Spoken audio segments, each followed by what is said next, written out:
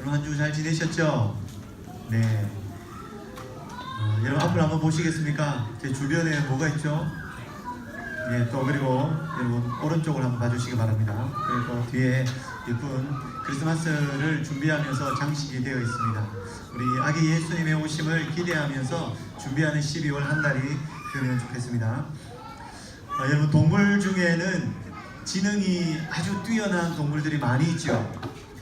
특히 개나 돌고래, 또는 까마귀, 원숭이 이런 동물들은 인지 능력이나 방향 감각이나 회귀 본능, 교감 능력 아주 타의 추종을 불허할 정도로 굉장히 지능이 뛰어난 동물들이 많이 있습니다.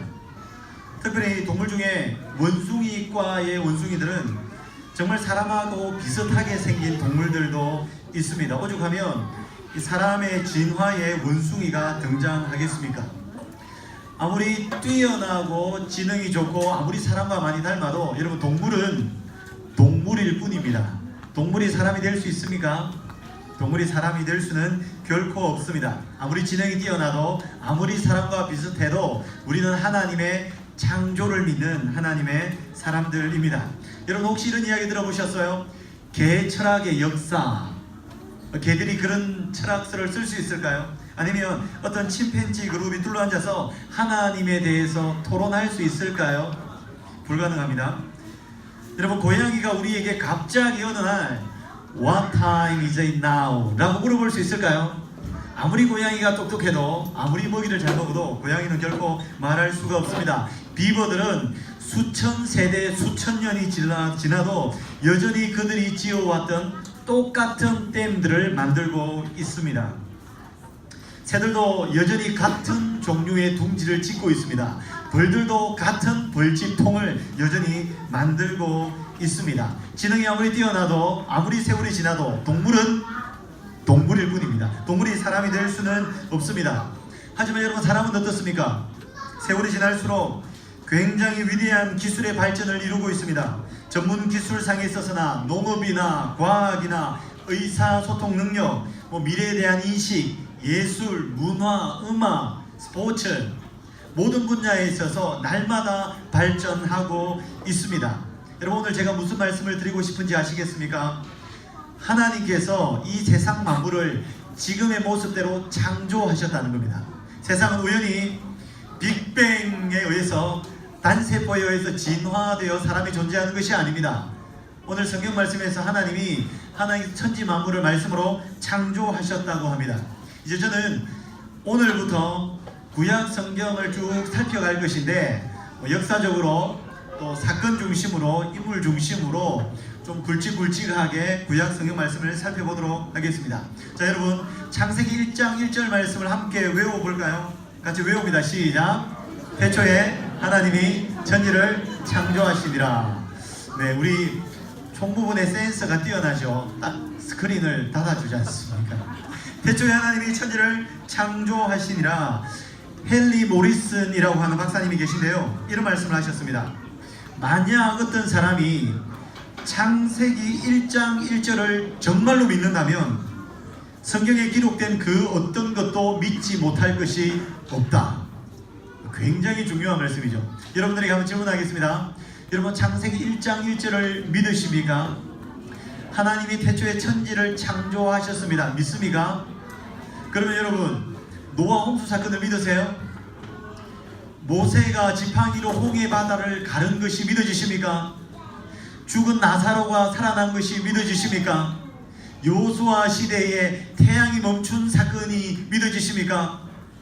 왜 자꾸 믿음이 약해지세요? 창세기 1장 1절을 믿는다면 성경에 기록된 것 중에 믿지 못할 것은 하나도 없습니다. 창세기 1장 1절은 말이 안 되는 말씀이에요. 태초에 하나님이 천지를 창조하시니라. 아무것도 없는데 무에서 말씀을 하시니까 해가 생기고요, 달이 생기고요, 별이 생기고요, 나무가 생기고요, 바다가 생기고요, 물고기가 생기고요. 어떻게 생겼다고요? 없는데 말씀을 하니까 생기는 거예요. 무에서 유가 창조된 것입니다. 여러분 이것 이상의 기적은 없습니다. 근데 성경책을 딱 열어서 창세기 1장 1절에 믿어져서 쭉 넘어가다가 모세 홍해 바다 앞에서 에이 말도 안 되는 소리, 이게 무슨 성경이야, 이렇게 나오시면 안 된다는 거예요. 창세기 1장 1절을 믿어주면 우리는 성경 모두를 다 믿을 수 있습니다. 제가 오늘 천지 창조에 대해서 굉장히 중요한 말씀을 좀 드리려고 합니다. 그러기 위해서는 우리가 천지 창조 순서를 한 번쯤은 짚어봐야 합니다. 여러분 한번 주일학교 다닐 때에 누구나 한 번쯤은 성경고사 대회에서 시험을 쳐보셨을 겁니다. 천지 창조 순서, 이곳에 계신 주일학생들에게 묻는 게 아닙니다. 우리 부모님들에게 묻는 겁니다. 첫째 날 하나님께서 무엇을 창조하셨습니까? 빛과 어둠을 창조하셨죠. 자, 여러분들의 오른쪽 저의 왼쪽에다가 한번 제가 계시를 해보겠습니다. 빛과 어둠을 창조하셨습니다. 둘째 날에 뭘 창조하셨습니까? 궁창, 지금 말로 하면 하늘을 창조하셨습니다. 셋째 날에 뭘 창조하셨습니까? 자신이 없어지고 있어요. 땅과 바다를 창조하셨습니다. 여러분, 첫째 날, 둘째 날, 셋째 날을 보세요. 하나님의 창조는 공간 창조입니다. 공간을 먼저 창조하셨습니다. 빛과 어둠을 창조하셨어요. 하늘을 창조하셨어요. 땅과 바다를 창조하셨습니다. 공간을 창조하시고 넷째 날, 다섯째 날, 여섯째 날에는 이 공간 속에 들어가는 내용물을 창조하십니다. 그래서 첫째 날과 넷째 날은 연결돼요. 넷째 날은 뭘 창조하셨을까요? 해와 달과 별들, 빛과 관련된 것이 들어가죠. 다섯째 날에는 뭘 창조하셨습니까? 물고기와 새들, 하늘을 날아다녀야 되잖아요. 여섯째 날에는 무엇을 창조하셨습니까?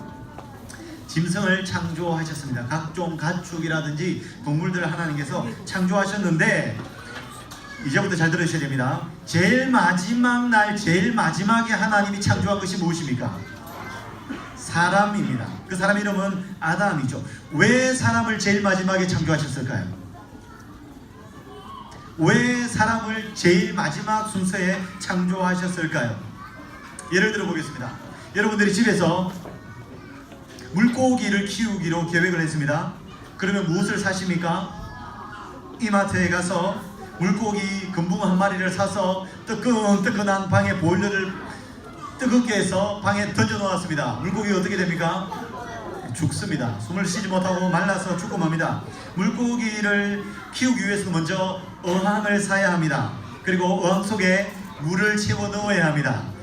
바닥에 자갈을 깔아야 합니다. 물풀을 집어 넣어야 합니다. 물의 온도를 맞출 온도계가 있어야 합니다.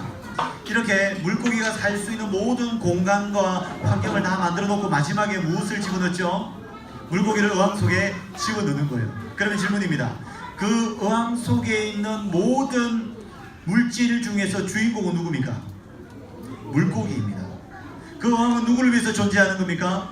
물고기를 위해서 존재하는 겁니다. 마찬가지입니다. 하나님께서 천지 만물을 창조하실 때에 하나님의 계획 속에는 사람을 창조할 계획이 있으셨어요.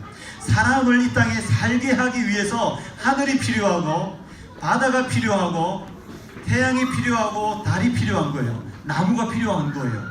공기가 필요한 거예요. 사람이 이 땅에 존재하기 위해서 하나님은 우주 만물의 모든 것을 창조하셨습니다. 그런데 어리석은 인간은 어떤 사람인 줄 아세요? 나를 위해서 존재하는 천지 만물의 자연을 숭배합니다. 바다를 숭배하고요, 태양을 신으로 숭배하고요, 소를 신으로 숭배하고요, 원숭이를 신으로 숭배하고요, 나를 위해서 존재하는 피조물들을 자신의 신이라고 숭배합니다. 여러분, 하나님의 마음이 어떨까요? 얼마나 답답하겠습니까? 너를 위해서 지었어. 근데 그 물질을 마치 자신의 신인 것처럼 숭배하는 거예요. 여러분, 만약에 집에 물고기를 키운다고 했잖아요. 물고기가 이런 행동을 하는 거예요. 갑자기 어느 날 집에 갔더니 물고기가 좀 신기하게 생긴 자갈 앞에 가가지고 물고기가 계속 절을 하고 있어요. 자기가 먹으라고 준 먹이를 자기가 먹지 않고 그 신기하게 생긴 자갈 앞에다가 딱 차려놓고 계속 절을 하면서 물고기가 지느러미로 바짝 이렇게 빌고 있습니다. 여러분, 어떻게 생각하세요? 멍청한 물고기죠. 근데 사람들이 그렇게 산다니까요. 하나님이 이 세상 만물을 우리를 위해서 창조해 주시고 우리에게 다스리라고 하셨는데 그 피조물들을 우리가 섬긴다니까요. 숭배한다니까요. 여러분들이 어떤 존재인지 아십니까? 우주 만물이 여러분들을 위해서 존재하는 줄로 믿습니다. 여러분은 태양보다 귀합니다. 바다보다 귀합니다. 하늘보다 귀합니다. 오늘 바깥에 나가셔서 하늘에 떠 있는 태양 보고 한마디 하세요. 나를 위해서 참 수고가 많다. 여러분, 그런 정도의 자부심이 있어야죠. 우리는 하찮은 존재가 아니에요. 이 우주 만물이 내가 존재할 수 있도록 하나님께서 만드셨을 만큼 저는 하나님의 걸작품이고 하나님의 계획 속에 있던 사람입니다.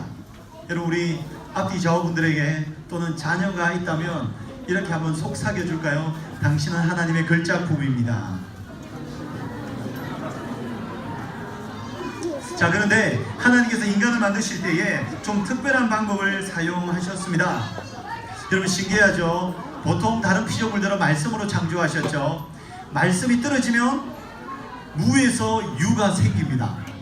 말씀이 떨어지면 태양이 나타나고요. 말씀이 떨어지면 달이 나타납니다. 그런데 물론 동물은 흙으로 만들었습니다. 성경이 있습니다. 사람은 어떻게 만들었을까요? 사람은 좀 특별한 방식으로 하나님께서 만드셨습니다. 우리 오늘 본문이죠. 26절 말씀인데요. 26절 말씀을 같이 한번 읽어볼까요? 읽습니다. 시작. 하나님이 이르시되 우리의 형상을 따라 우리의 모양대로 우리가 사람을 만들고 그들로 바다의 물고기와 하늘의 새와 가축과 온 땅과 땅에 기는 모든 것을 다스리게 하자 하시고, 여기 보시면 말씀을 보세요. 하나님이 이르시되 우리의 형상을 따라, 여기서 우리는 누굴까요? 삼위일체 하나님을 이야기합니다. 성부, 성자, 성령, 하나님께서 우리의 형상을 따라서 우리의 모양대로 우리가 누구를 만든다고요? 사람을 만든다는 거예요. 그러니까 사람은 누가 기준이에요? 하나님의 형상으로 사람을 만들었다는 거죠. 그냥 우연히 하나님께서 만든 것이 아니라 사람을 만들 때는 하나님의 형상을 기준으로 하나님을 가장 닮은 존재로 사람을 만드셨다는 거예요. 여러분, 앞뒤 좌우분을 보세요. 하나님 형상처럼 보이시죠? 자, 그러면 질문하겠습니다. 하나님의 형상대로 지음받았다는 것은 어떤 의미일까요? 하나님의 형상은 뭘까요? 여러분, 저를 보세요. 하나님이 보이십니까? 질문하겠습니다. 하나님이 잘생겼을 것 같아요? 제가 잘생겼을 것 같아요? 예, 알겠습니다. 하나님이 키가 크실 것 같아요? 제가 키가 클 것 같아요? 자, 여러분, 여기서 하나님이라고 대답하면 우상 숭배가 되는 거예요. 어떤 형상으로든지 모양으로든지 하나님을 만드시면 안 됩니다. 눈에 보이는 가시적인 것으로 하나님을 만들면 안 됩니다. 하나님은 영이세요. 그러면 하나님이 영이신데 하나님의 형상으로 지음받았다는 것은 도대체 무슨 의미일까요? 눈, 코, 입이 있다는 개념이 아니라는 거예요. 팔다리가 있는 게 아니라는 거예요. 그러면 우리는 도대체 뭘 닮은 거예요? 하나님의. 굉장히 중요한 질문입니다. 하나님은 영이시기 때문에 육체가 없습니다. 하나님을 닮았다는 것은 여러분, 첫째, 우리가 영적인 존재라는 거예요. 여러분, 제 육체 껍데기가 보이십니까? 여러분들 속에 보이지는 않지만 저에게는 영혼이 있습니다. 우리는 영적인 존재입니다. 여러분, 다른 어떤 피조물에는 영이 없습니다. 그들에게 본능이 있고 정신이 있을지 모르겠지만 하나님께서 사람을 만드실 때 사람에게는 영을 부어 주셨습니다. 그래서 우리가 이 땅을 떠나도 육체는 잠시 썩어 없어질지라도 영은 영원토록 불멸하며 삽니다. 우리가 영적인 존재라는 것이 하나님을 닮았다는 것입니다. 둘째로, 하나님을 닮았다는 것은 인간이 도덕적 책임감을 가진 존재라는 겁니다. 여러분, 우리 속에 뭐가 있습니까? 옳고 그름에 대한 판단 능력이 있습니다. 이 도덕성은 하나님을 닮았기 때문에 우리가 가지고 있는 겁니다. 셋째는 정신적인 측면입니다. 우리도 논리적입니다. 여러분, 하나님이 논리적이기 때문에 우리가 논리적인 거예요.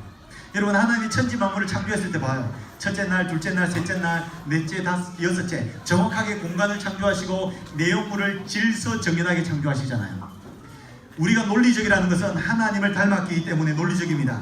이성적입니다. 배울 수 있는 능력이 있습니다. 이런 정신적인 측면은 하나님을 닮은 것입니다. 넷째는 관계적인 측면입니다. 여러분, 우리가 가정에서 가정을 이루죠. 친구 관계가 있죠. 교회에서 조모임 안에서 관계가 있죠. 우리가 관계를 가진다는 것은 하나님의 형상을 닮은 거예요. 하나님은 태초 이전부터 성부, 성자, 성령 하나님으로 영원토록 교제하며 사셨거든요. 그 하나님을 우리가 닮았다는 것입니다. 우리 청년 사부 공동체를 통하여서 이런 아름다운 관계의 공동체가 넘쳐났으면 좋겠고요. 그리고 하나님의 형상을 닮은 중요한 또 한 가지가 있습니다. 창조력입니다. 다른 피조물에게서 볼 수 없는 인간이 가진 정말 독특한 능력, 창조력. 여러분, 동물이 그렇게 창조력이 뛰어나진 않습니다. 하지만 여러분, 사람들을 보세요. 이게 뭡니까? 누가 이걸 만들 수 있겠어요, 여러분? 대단한 발전 아닙니까? 과학이나 반도체나 자동차 산업이나 비행 기술이나, 여러분, 우리가 비행기를 타고 여기서 미국으로 갈지 누가 알았겠습니까? 어떤 한 클럽에 보니까 이런 내용도 있더라고요. 앞으로는 비행기를 타고 미국을 가지 않는데요. 어떻게 하냐면 여기서 로켓을 탄대요. 로켓을 타고 슝 올라가면 대기권으로 올라가잖아요. 그럼 지구가 공전자전을 하잖아요. 그 속도에 맞춰서 대기권을 슝 올라가서 슝 떨어지면 미국이 도착한대요. 제가 이런 칼럼을 본 적이 있는데, 이것이 어쩌면 현실화 될 수도 있겠다 싶어요. 그러면 미국 같은 데도 1시간 만에 간다는 거예요. 대구까지 SRT 타면 얼마 걸린 줄 아십니까? 1시간 30분. 기적이에요, 여러분. 기적. 300km의 기차가 달린다는 것, 이것은 여러분, 인간이 하나님의 형상을 닮아 창조력을 가지기 때문에 가능합니다. 맛있는 요리를 만들 수 있습니다. 자신의 집을 가꿀 수 있습니다. 정원을 가꿉니다. 얼마나 많은 문명의 발달이 있습니까? 이게 어디서 비롯됐다고요? 하나님의 형상을 닮은 거예요. 그럼 여러분들이 좀 이런 기술을 가지고 있다. 그럼 어떻게 해야 돼요? 내가 대단한 능력을 가졌어 라고 자만할 것이 아니라 하나님의 선물이라고 생각하시고 하나님께 감사를 올려드리면 됩니다. 여러분, 우리는 하나님의 형상입니다. 자녀를 대할 때도, 아내를 대하고 남편을 대하고 부모님을 대할 때도 어떻게 보셔야 된다고요? 당신은 하나님의 형상이야. 나이가 많든 나이가 적든, 남자이든 여자이든 흑인이든 백인이든, 많이 가졌든 적게 가졌든 우리 모두는 어떤 모습이라고요? 하나님의 형상으로 지음받았습니다. 그래, 여러분, 부부싸움 하실 때에 그렇게 생각하세요. 당신은 하나님의 형상이에요. 차라리 여러분 욕을 하실 것 같으면 그렇게 욕을 하세요. 이 하나님의 형상아. 그러면 여러분 정말 행복해지지 않겠습니까? 여러분, 이 인식만 가져도 우리는 훨씬 더 서로를 존귀하게 여길 수 있습니다. 여러분, 한 가지만 더 살펴보겠습니다.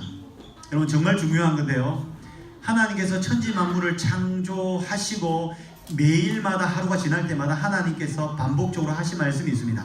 그게 뭐냐면 보시기에 좋았더라. 보시기에 좋았더라. 둘째 날에는 기록이 되어 있지 않은데 첫째 날부터 여섯째 날까지 창조가 끝나고 저녁이 되어서 창조가 마쳤을 때 하나님이 보시기에 좋았더라, 그 이야기를 합니다. 자, 그러면 마지막 날 인간을 창조하고 하나님이 창조하신 모든 작품을 보고 하나님께서 조금 다르게 표현을 하십니다. 어떻게 표현하실까요? 하나님이 보시기에 심히 좋았더라. 어떤 말일까요? 하나님께서 기분이 굉장히 좋았다는 거예요. 하나님께서 창조를 해놓으시고도 너무 아름다워서 굉장히 기쁨이 충만하셨다는 내용이 바로 이런 내용입니다. 그러니 특별히 사람을 창조하고 난 이후에 이렇게 말씀하셨거든요. 그러니 여러분, 우리가 각 사람을 대할 때에 어떻게 대해야 된다고요? 하나님이 보시기에 심히 좋았던 자인데 내가 함부로 할 수 없습니다. 하나님이 보시기에 심히 아름다운 자인데 내가 무시해서는 안 됩니다. 하나님이 보시기에 심히 존귀한 자인데 우리는 자꾸 우리가 가지고 있는 기준과 우리가 가지고 있는 생각으로 사람을 평가합니다. 그렇지 않다니까요. 하나님, 우리가 어떤 모습이든지 하나님 보시기에 심히 좋은 자들입니다. 여러분, 자기 정체성을 하나님 앞에서 바로 가질 수 있다면 그 사람은 행복한 사람이에요. 내가 나 자신을 평가할 때에 하나님이 나를 위해서 천지 만물을 창조하셨대. 하나님께서 나를 창조하실 때에 그분의 형상대로 창조하셨대. 하나님이 나를 창조하시고 난 이후에 하나님께서 심히 기분이 좋으셨대. 난 그런 존재야. 여러분, 이 사랑을 느끼세요? 여러분, 이 사랑을 느끼는 것과 이것을 느끼지 못하는 것에는 굉장한 차이가 있습니다. 자, 여러분 보세요. 사람이 자존감을 형성할 때에 무엇을 기준으로 형성합니까? 사람이 가지고 있는 자존감은 수평적인 관계들에서 발생하는 어떤 것으로 자존감을 형성합니다. 그래서 우리는 그렇게 이야기하죠. 저는 엄마 아빠에게 사랑을 많이 못 받아서 자존감이 낮아요. 저는 공부를 잘 못해서 선생님에게 인정받지 못해서 저는 자존감이 낮아요. 저는 친구들 사이에서 그렇게 밝은 아이가 아니라서 소극적이고 자존감이 낮아요. 여러분, 자존감이 뭐예요? 자기 사랑의 정도잖아요. 근데 대부분의 사람들은 자기의 존재를 결정할 때에 수평적인 주변 사람들과의 사랑 관계로 자기를 정의해버립니다. 난 사랑을 많이 못 받았어. 나는 부모님에게 인정받지 못했어. 그리고 그 자존감을 평생 죽을 때까지 자신의 상처와 씨름하면서 살아갑니다. 누구에게 인정받으려고 하고, 누구에게 칭찬받으려고 하고, 욕듣는 것을 두려워하고, 비난받는 것을 두려워하면서 자기 정체성이 흔들흔들거리며 평생을 사는 거예요. 근데 여러분, 이 수평적인 관계를 뛰어넘어서 정말 중요한 게 뭔 줄 아세요? 수직적인 관계에서 내가 누군지 아는 것이 진짜 중요한 거예요. 우리 엄마 아빠에게 사랑 못 받은 것보다 훨씬 중요한 게 하나님의 사랑을 체험하는 거예요. 이 우주 만물이 나를 위해서 존재한다니까요. 내가 하나님의 형상으로 지음받았다니까요. 여러분, 저를 보세요. 제가 그렇게 멋있어 보이진 않죠. 하지만 저는 하나님의 형상이에요. 저를 만들어 놓고 하나님이 동진이 너를 만들어 놓고 내가 심히 보기에 좋았다. 저는 그런 존재예요. 그러니 내가 누구인가를 결정할 때에 위에 계신 하나님 앞에서 수직적인 관계 속에서 내가 누구인지 내 정체성을 가지는 것은 우리 삶에 있어서 너무나도 중요합니다. 여러분 자신도 그렇게 하셔야 되고요. 여러분, 제가 자녀 교육 당당하게 잘 말 못합니다. 좋은 가정 저도 잘 못합니다. 하지만 제가 분명하게 체험한 것이 있습니다. 최고의 자녀 교육이 무엇인지 아십니까? 세상에 좋은 자녀 교육에 대한 책이 많이 나와 있죠. 이렇게 하면 자녀가 잘 자라고 좋은 자존감을 가지고 성실해지고 좋은 관계를 가지고 책이 엄청 많이 나와 있습니다. 하지만 그 모든 것들은 수평적인 관계에 기준한 거예요. 근데 수평적인 관계가 그 사람을 결정하지 못합니다. 예를 들어 봅시다. 저희 집에 사남매가 있습니다. 저희 어머니는 동일하게 우리를 양육하지 않으셨습니다. 저희 아버지는 동일하게 우리를 폭력을 행사하셨어요. 어머니나 아버지나 똑같은 가정에서 똑같은 4명의 자녀에게 똑같이 대했습니다. 근데 우리 4명은 전혀 다릅니다. 우리의 자존감은 전혀 다릅니다. 어떤 사람은 그 어려움을 정말 독한 마음을 먹고 열심히 사는데, 어떤 한 자녀는 완전 삐딱선을 타서 정말 잘못될 대로 잘못된 길을 갑니다. 여러분, 어떻게 이럴 수가 있어요? 똑같은 가정에 똑같은 아버지 밑에 똑같은 어머니 밑에 자랐는데 왜 달라요? 여러분, 자녀 교육에 대해서 누가 당당하게 이야기할 수 있겠습니까? 그런데 확실한 것이 있습니다. 그게 뭐냐면 수평적인 관계로 자기 존재를 결정하는 것이 아니라 위에 계신 하나님이 보시기에 내가 어떤 존재인지를 알고 이 땅을 살아가는 것이 가장 건강하다는 거예요. 여러분, 저는 제 아들을 건강하게 참 훌륭한 아이로 키울 자신이 없어요. 하지만 하나님은 하실 수 있다고 믿습니다. 그래서 제가 제 아들을 위해서 목사 아들임에도 불구하고 제일 많이 하는 기도가 뭔 줄 아십니까? 하나님, 이 아들이 엄마 아빠 때문에 교회 다니는 것이 아니라 자신의 하나님, 자신의 예수님, 자신의 성령님을 인격적으로 만나게 하여 주시옵소서. 그래서 여러분, 그 사랑이 체험되면, 그 사랑 안에서 내가 누구인지가 결정되면 그 사람의 인생은 달라집니다. 여러분, 어떻게 사시겠습니까? 어떻게 자녀 교육을 하시겠습니까? 심지어 교회 다닌다는 사람들도 자신의 존재의 가치를 주변 사람들로부터, 사람들에게 좀 칭찬받지 못하고 인정받지 못하면 자기를 쓸모없는 사람인 것처럼 여기는 사람들이 있습니다. 그거 아닙니다. 여러분, 하나님 보시기에 내가 누구인지 알아야 되죠. 여러분, 하나님이 도대체 여러분들을 얼마나 사랑했으면 자기에게 하나밖에 없는 유일한 독생자 예수를 이 세상에 보내서 십자가에 못 박아 죽였겠습니까? 여러분들을 얼마나 사랑했으면. 근데 그 사랑이 여러분 느껴지세요? 그 사랑을 내가 인격적으로 체험하는 것과 체험하지 않는 것에는 정말 하늘과 땅의 차이가 있습니다. 여러분들의 자녀들이 그 하나님의 사랑을 체험하는 것과 그렇지 않은 것은 너무나도 큰 차이가 있습니다. 여러분, 저는 상처가 굉장히 많은 사람이었습니다. 너무나도 많은 문제가 있는 가정에서 자랐기 때문에 학창시절까지 상처가 굉장히 많았어요. 제가 이 상처를 해결하기 위해서 심지어 일반 대학의 심리학과에 입학을 했습니다. 도대체 나는 누구인가? 제가 누군지 모르겠는 거예요. 사람들 앞에 있을 때와 저 혼자 있을 때 제가 판단이 안 서는 거예요. 나는 누구인가? 어떻게 살아야 되는가? 이거 공부하고 싶어서 심리학과에 입학까지 했습니다. 물론 뭐 그곳은 제가 자퇴를 하고 다시 신학을 했지만 제 마음에 있는 상처의 대부분은 어떻게 해결했냐면 사람과의 관계에서 제공되지 않는 이 사랑의 부족함을 살아계신 하나님의 풍성한 사랑으로 채우니까 자유해지는 거예요. 여러분, 우리는 누구도 자신할 수 없습니다. 자녀 교육에. 하지만 하나님께서 그분의 사랑을 베푸셔서 종교 행위로서가 아니라 하나님을 인격적으로 만나서 그분과 동행할 때에 그 사랑의 근거에서 하나님의 자녀로, 하나님의 공주로, 하나님의 왕자로 이 땅을 당당하게 살아갈 수 있을 줄로 믿습니다. 그리고 천지창조에서 주신 약속처럼 이 세상을 정복하고 이 세상을 다스리며 주신 은사를 10분 활용하며 당당한 멋있는 삶을 살 수 있는 줄로 믿습니다. 하나님의 사랑을 인격적으로 체험하는 은혜가 있기를 예수님의 이름으로 축복합니다.